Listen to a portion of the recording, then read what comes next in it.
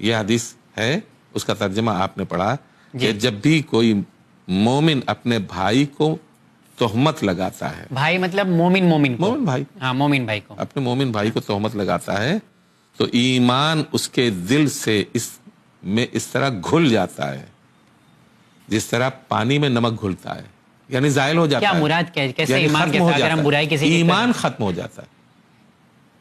پانی میں نمک ڈال دیجئے، تھوڑی دیر اگر آپ ہلائیے اس کو یا تھوڑی دیر رکھا ہی رہنے دیجئے تو وہ گھل جائے گا، ختم ہو جائے گا، ڈیزالو ہو جائے گا پورا، سمجھ رہے ہیں آپ؟ ڈائلوٹ ہو جائے گا اسی کے اندر، اور پانی ہی نظر آئے گا، نمک نظر نہیں آئے گا.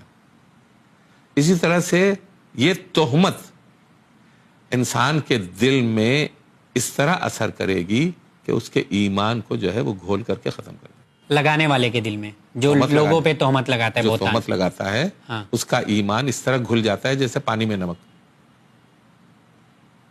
آ گئی بات سمجھ میں؟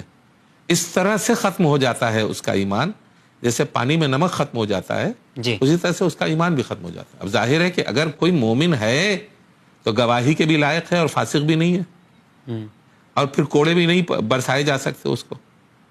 اور اگر مومن نہیں ہے اور وہ تہمت لگا رہا ہے تو تین سزائیں ہیں اس کی. اور ہر آدمی آج کے دن میں جو ہے وہ ہر آدمی روزانہ 1 2 3 4 5 10 جتنی بھی ہو سکتی ہیں تہمتیں لگاتا رہتا ہے. آنکھ بند کر کے لگاتا ہے. تو ہر آدمی تیار رکھے اپنے آپ کو کہ سب سے پہلی منزل میں وہ ایمان سے نکال دیا جائے گا، دائرہ ایمان سے ہی خارج ہو جائے گا. اور جس کا ہم بہت زیادہ چاہے ہم فلاں زیدی صاحب ہی کیوں نہ ہو، چوتھے امام کی اولاد ہی کیوں نہ ہو، چوتھے امام کی شفاعت ہمیں حاصل نہیں ہوگی. یہ سزا وہ سزا ہے جس میں ایک مومن کا حق ضائع کیا گیا ہے اور ایک مومن کے اوپر تہمت لگائی گئی ہے.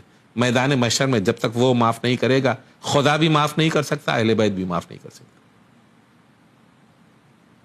یہ بیماری وہ بیماری ہے، خدا بھی معاف نہیں کر سکتا اور اہل بیت بھی شفاعت نہیں کر سکتے اہل بیت. اس لیے کہ یہ حق الناس ہے جو ضائع کیا گیا ہے.